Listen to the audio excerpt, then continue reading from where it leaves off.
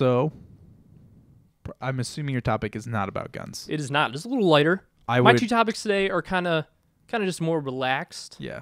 That one wasn't too bad though. No. Just, well, because like you said, it wasn't really about gun violence. It was more about just the law itself. Yeah, exactly. Because that topic could run for hours and hours and hours. And hours. Yeah. We all know how I feel about certain situations involving that too. And hours. And hours. So my first topic, is simply hit me. I like to title it as a conversation about music. Ooh, okay. So basically, I just want to have a conversation with you about anything. A little squeak there, anything to do with music. Can I give you Before, can I give you a funny anecdote that I thought about right before this? Okay. When I was like in 5th grade, I used to take my dad's, when I figured out how to record on a computer, I used to take my dad's laptop and open up YouTube or like some streaming service like back in the day when MySpace was huge. Mm-hmm. And I would record it through his laptop. And I was like, man, free music all day. Dude, I remember I used to put mixtapes on cassette tapes of recorded music from the radio. Nelly Country Grammar radio edit. Yep. All day, every day on that cassette tape. I just think about the sound quality and how awful it must have been. Oh, and my God, dude. Couldn't even, even if it was my favorite song, I wouldn't even be able to listen to it. Yeah. So the first question I have for you, and this is going to obviously evolve into just outrageous amount of conversation, but the first one that I want to ask you is, what is your evolution of music taste? So like from the beginning of when you remember first loving music all the way up until now, how has your taste changed and evolved? See, I will say that I've always had a diverse taste in music. Mm-hmm. There's really I would be shocked to find anyone that doesn't listen to a broader spectrum because I just appreciate music pretty much in all facets. But when I was a kid, it was like the first things that I really remember, like on my iPod Shuffle, that was the first thing I ever owned. The first downloads. I had a Rio MP3 music player. Yeah. Rio back in the day. I had like CDs back in the day too. Oh yeah. But that was like my first MP3 audiophile player. The first MP3 player I had was all pretty much classic rock. So I had classic rock and hip hop because it was the first things I remember listening to are AC/DC, Gangstar, like early Primo stuff. Like I'm trying to think, maybe some like early Pete Rock and like Def Jam stuff. But then, and what grade were you in? Like 5th grade, just 4th grade, rocking around the elementary school listening to Premiere. For me too. Eminem was a big one. Well, that was back in some shitty LP, Marshall Mathers LP days. Yeah, like the original vintage Eminem. Even like the unreleased mixtape stuff. But then like Led Zeppelin, Jimi Hendrix, The Doors, huge Doors fan, the Ramones as well. But then this probably comes as a huge shocker to most people. When I was in 7th and 8th grade, shout out to Tanner because Tanner will back me up on this. I got into huge screamo phase. Really? Yeah. I did not know that. Yeah. Oh my gosh, dude, that's amazing. I was a big like heavy death metal screamo dude. And it's so funny because mosh pitting. Dude, honestly, as crazy as it sounds, I could get back into it in like a heartbeat if I started listening to it again. Man. I don't know what it was, but it was just something about like being so pissed off that it was just like unloading emotion. But yeah. Going through the junior high hallways just listening to screamo. It was so... Somebody say something to me. So both of you... Oh, sorry. Yeah, sorry. But yeah, I went through a huge screamo. And like, I'm talking legit screamo. And I had no idea. Yeah, that was definitely a thing. And I still have some on my iPod that like when I'm working out, I'll listen to. Or iPhone, whatever. But other than that, I mean, obviously electronic music is like, nah, I mean, I would say it's split half and half for music I listen to consistently. So that's definitely new. But like the same hip hop I listened to when I was in 4th grade, I still bang out to now. Absolutely. It's just there's new artists that I pick up and some that I drop. Not a whole lot of new artists. Yeah. Yeah, it's definitely died off. Yeah. I mean, I don't really, That's the mumble rap hype music just sucks. Yeah. I don't care what anybody says. Yeah, it's just garbage club music. Lil Uzi Vert, yeah, Lil all the colored hair and just oh my god, dude. It's just like when I think about like the old school 90s with like Pac and Snoop and like even like guys like Exhibit and like Ludacris and stuff. Yeah. Nas, like those motherfuckers, they'll slap you. Oh yeah. Like they will, like for them it's like you have a problem with someone, you deal with it the old fashioned way. Not to mention you put any of these dudes that are like current age hip hoppers like Lil Uzi Vert and Lil Yachty and Kodak Black. Yeah, you put one on either of those guys or any of those guys on the stage versus like Nas or Jay-Z back in the day. They would carve you apart. Classic Kanye. And it's the second I saw Lil Uzi Vert literally have a purse and dyed pink dreads, I mean, I knew it was Kodak over. Black wearing the ski mask in his interview at the Breakfast Club. Dude, and the thing is, we've talked about this before. I look at guys like like Ice Cube in NWA, Eazy-E or Dre or Pac or Snoop, who grew up in a really rough neighborhood, brought themselves out, but still educated themselves along the way. Mm-hmm. I'm not going to say Pac was an educated dude. He was an intelligent guy. I'm not going to say that they were polished citizens and they did everything the right way, because they certainly did not. But you listen to people like that in interviews, and they have intelligent thoughts. Oh, yeah. But you listen to people like Lil Uzi Vert or Lil Yachty or Kodak Black or Designer, and they can barely formulate a legitimate, coherent sentence. And that to me is just preposterous. I mean, your art is literally the definition of the English language, and you're telling me you can't even give me an actual thought about what's going on, and not to mention, what are your lyrics? Yeah. I mean, what do you talk about? Yeah, it's just constantly, it's just drugs, bitches. Money. Like, what were that? What I forget. It was Ugly God. There was some random artist. Gosh, yeah. We listened to Double XL. The ciphers. Yeah, ciphers and freestyles last night. And Diamonds Ugly on God. my ring. Yeah. Diamonds on my ring. That's literally like that. That's it. And every line that he had, at least like 7 of the 10 lines that he had bitch in it. Yep. Or something about sucking his dick. XXX tension, whatever that is. God. And his cipher, where it's just... He gets down on one knee and no music. He just talks about random stuff that doesn't make any sense. One of the lines was, "The devil's in you and me." Yeah. Or Stitches. Oh my God. And it's just all about money. That's all it is now. And it's funny because one thing that I definitely ripped from you is I always talk about the headphone test, which is if these people are actually listening to this in their headphones while they're walking around. Because anything at a bar I can listen to. Yeah. No problem. Yeah. I'm not going to complain about it. It's, can you legitimately like go home, put on headphones, and listen to Kodak Black? Yeah. You're choosing to put that in your headphones. Because I can think of a lot of things, for instance, drinking battery acid, smashing my face into concrete, or jumping off a building that sound a lot more enjoyable. All 3 of those things sounds a lot better than listening to Lil Uzi Vert's new CD. Yeah. Or 30 seconds of a song. Yeah. So my music evolution, it comes mainly, and I'll give major props to my older brothers, shout out. But my music taste, and I've said this so many times, is I don't even know what kind of person, because for me, music shapes your personality.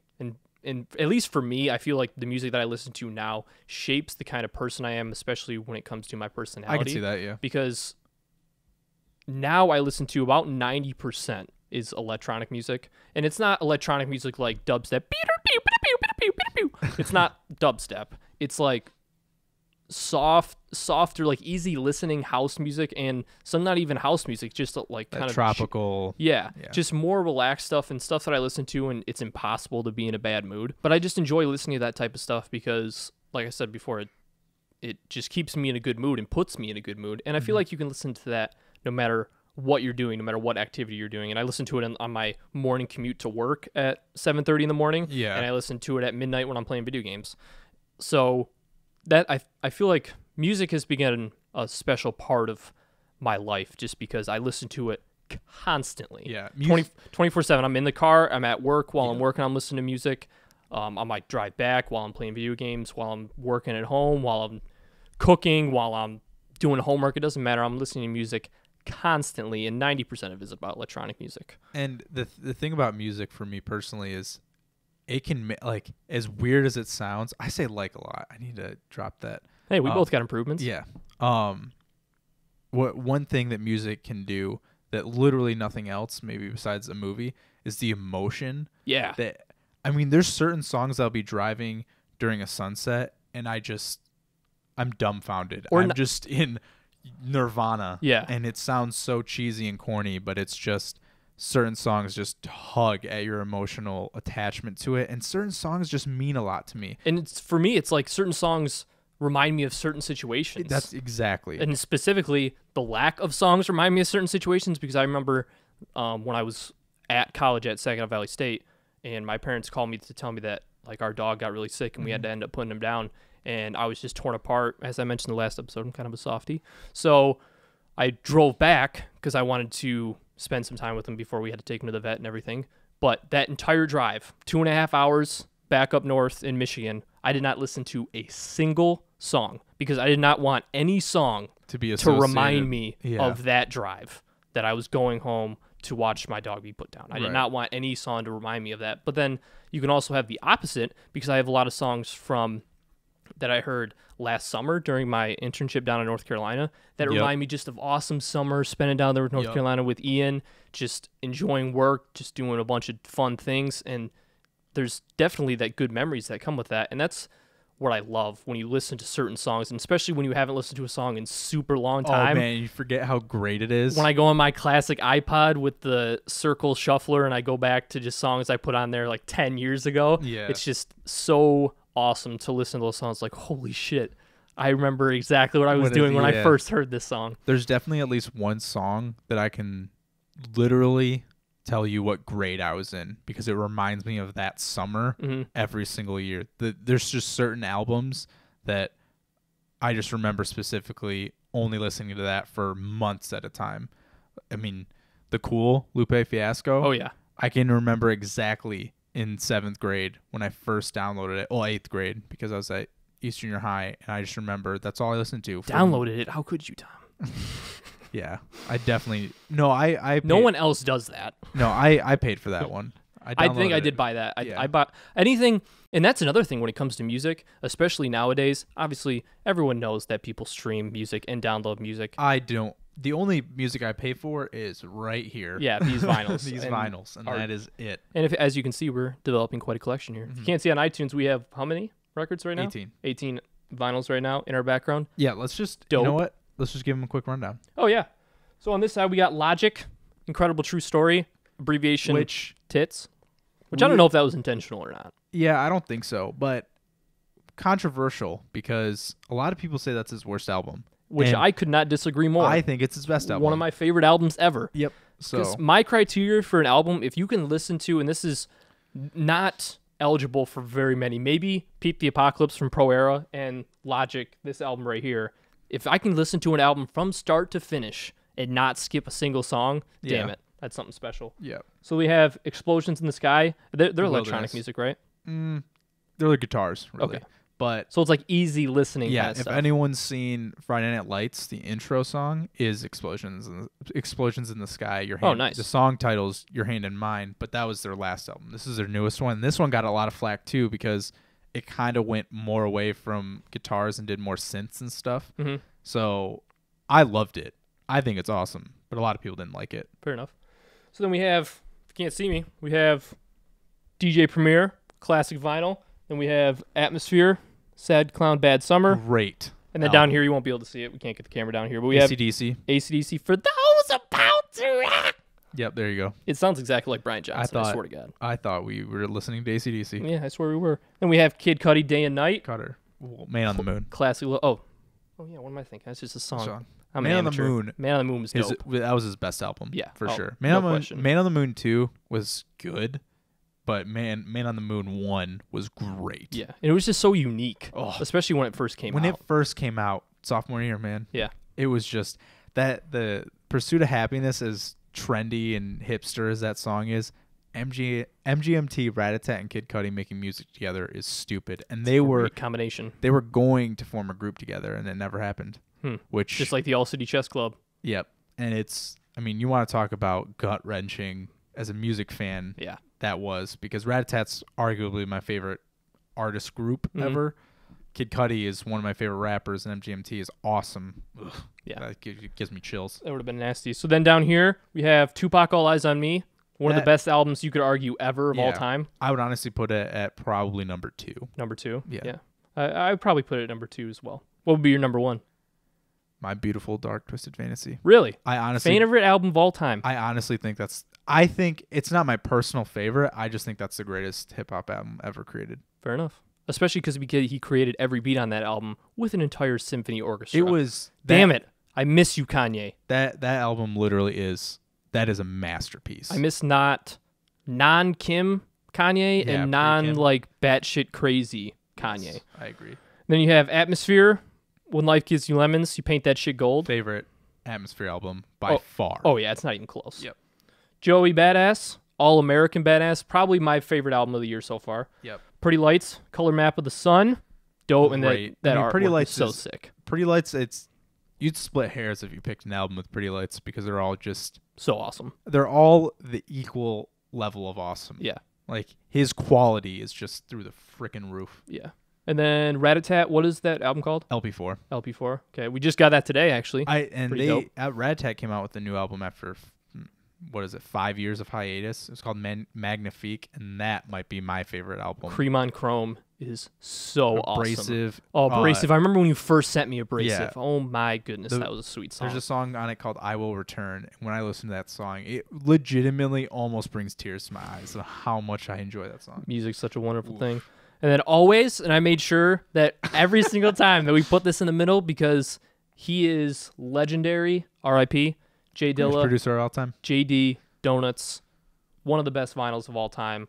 Best producer of all time. Not questionable. When you make beats, and not only are you making beats that are amazing, but when you make beats and they create songs, like and your beats are like an individual song, not just the beat, but it's like, if you don't listen to Jay Dilla, you should listen to Jay Dilla and just listen on. Explore the greatness. Yeah. All right. But he died from blood disease. Yeah. Just so lame. And from Detroit, repping. Yep. So, Tom, what's the left side here? All right. Left side. We'll start with Flume. I am a huge Flume fan. Yeah, and you got me started on Flume. Holy crap. I had no idea. So the first song I ever listened to him was Some Minds. And I remember, I'll never forget, because it was last summer. And I was in my bed, and it was a Jabberwockies. If you ever watched MTV's Best Dance Crew. Oh, yeah. They did a halftime show for a Warriors game. They did it Some Minds. Damn. And I listened to that song and instantly, pants shortener, just freaked out. And so I just listened to it in my bed at like 1:30 in the morning. Just listened to it for maybe an hour straight. I couldn't get enough of it. Flume, love it. Super awesome. Saw him in concert. One of my favorite shows I've ever seen. Dope. The Doors, huge sentimental value. I love The Doors. And everyone's heard a Doors song. You probably just don't know it That would probably be me, including. Yep. But Doors are awesome. They are iconic. Glitch Mob, Love, Death, Immortality. That album, holy so crap. awesome. And you know what's funny is the first time I heard it, I wasn't that into it because it was way different for Glitch Mob. Mm-hmm. But I only listened to maybe one and a half songs. And then I wanted to punch myself so hard in the face because I bang that all the time. Yeah. Yeah. And that album specifically will always remind me of working as a merchandiser for Coca-Cola because I remember I would just put that shit on repeat and just stacking 12 packs just like crazy, just throwing 2 liters behind the back and stuff. No looking. Yeah. Just going hard at Glitch Mob. And I remember when people used to ask me because I'd always have one headphone in because that's the only way my boss would let us do it. And I remember somebody... I was working a store and somebody asked me, "So what are you listening to in there when you're working?" I'm just like, nothing but electronic music and techno just to keep me going. That's hilarious. And it's so funny when someone would come up to me and I wasn't prepared for it because I would always pause the music when I was talking to somebody, but it was so funny when I would be listening to like more intense stuff like Glitch Mob or maybe like Bass Nectar or something, and someone would come up to talk to me and they're trying to talk to me, "Hey, do you know where the Diet Coke 2 liters are?" In one ear, I'm just like, that shit was so funny. I just like, wait 1 second. Hold on 1 second. So yeah. What do you need? What do you need? So you got 4 more. Or no, 3 more. Yeah.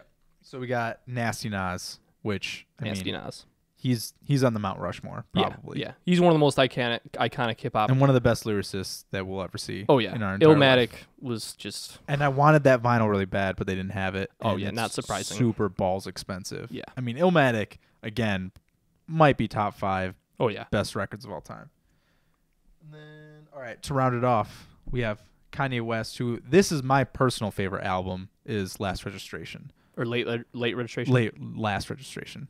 Late or last? Late Registration. Because College Dropout was awesome. Yeah. But Late Registration had so many bangers on it. And as Connor, friend of the show, has pointed out, Shout out. it has Gold Digger on it. And Gold Digger, yeah, it's a super popular song, but that song is awesome. That beat is so funky. Every beat on that album is nuts. Yeah, I mean, speaking of producers, Kanye's in my top 3. Him, Primo, and JD are just so far above they're the on rest. their own little island in the Hamptons. Because if any of you don't know, which if you're a fan of Kanye, then you should know, Kanye is a great lyricist, at least back in the day, but it's not even close to his talent of making beats. Oh, man, it is through the roof. And my favorite Kanye song of all time, Touch the Sky.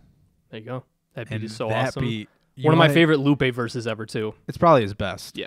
Most likely. But I mean, imagine, because Kanye made that beat, and imagine being in the studio. We talk about that every time. Yeah, and whenever we just hear these dope beats, Tom and I always talk about, dude, imagine like being in the studio and everyone actually in the studio is just like, man, that's just pretty good. But us in the studio be like, oh, this shit is banging. This shit is so fire.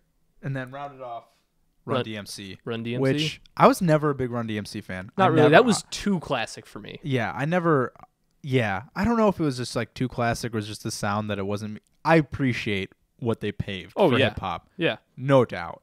And I know their symbolism for hip hop is unquestionable. Yeah. And they deserve every accolade they got. But yeah, it wasn't I really didn't like listen or watch or I don't know. They weren't my childhood go-to. Yeah.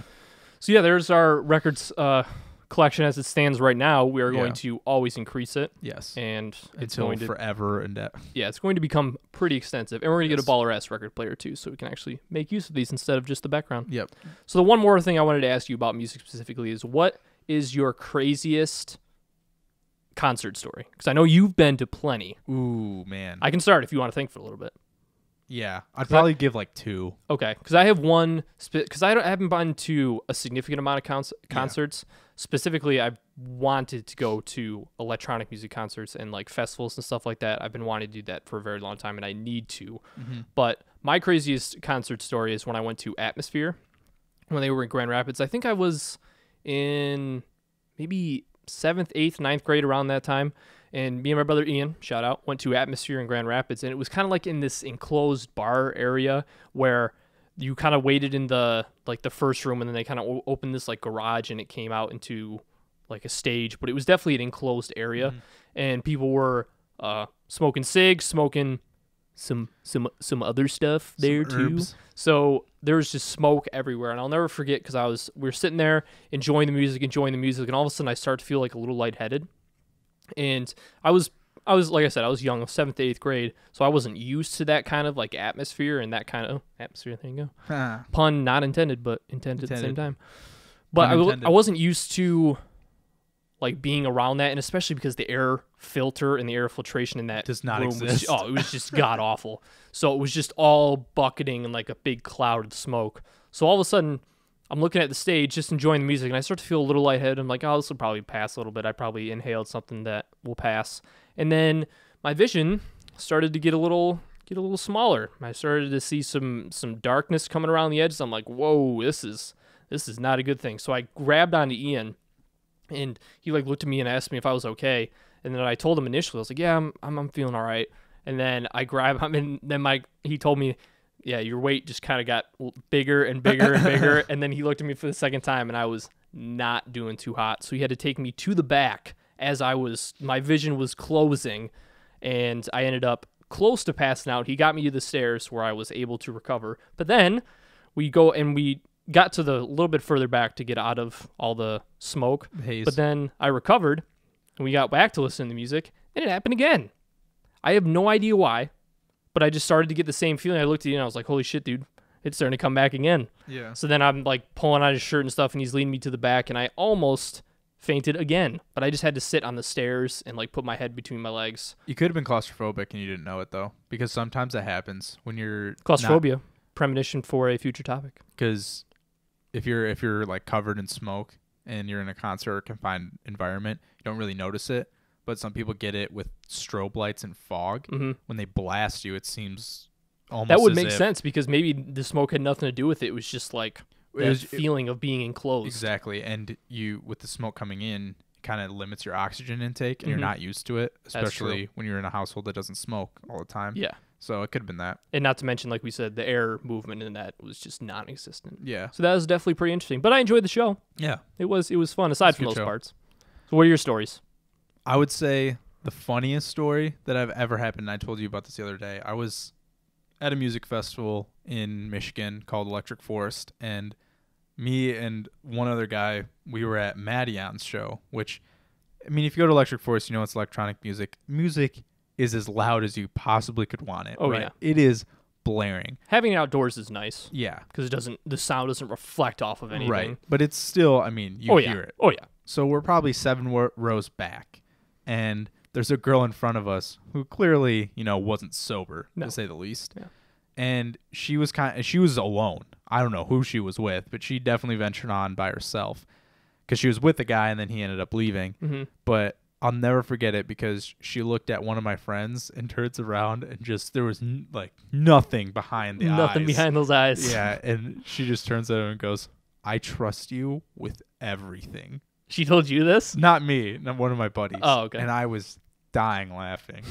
And he just goes, "Okay." All right. And she proceeds to sit down in the middle of this concert and fall dead asleep. Just dead asleep. I'm not saying she was still alive, correct? Yeah. Okay. It wasn't as if like nobody was hurt in these stories or situations. Yeah, and it wasn't a quick nod off Yeah. or anything like that. It was legitimate. Just I'm gonna lay down here. I'm gonna lay down here right now. Yeah. And so obviously security came eventually and got her. That was really funny. If anyone has seen the video of the girl making out with a tree at Ultra, Were you at that? I was there. I witnessed that live. Damn. So yeah, a girl did. That was a viral video. But hey, I mean, love who you want, If it's a tree, hey. We're pro Wolfus and That's we're pro right. love. But the craziest concert story I ever have was me and Connor, friend, Shout contributor, patron. Patron? Patron. I think they're called patrons. patrons. Patrons, yes.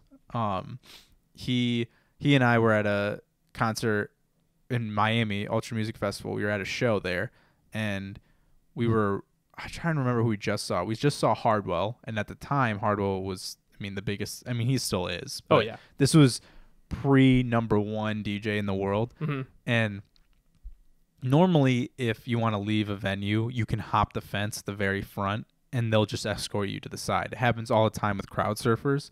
So the show just got done, and we wanted to dodge the crowds. So we just thought, hey, we'll just hop it. And we asked the guy, and he said it was fine because we were front row, no big deal.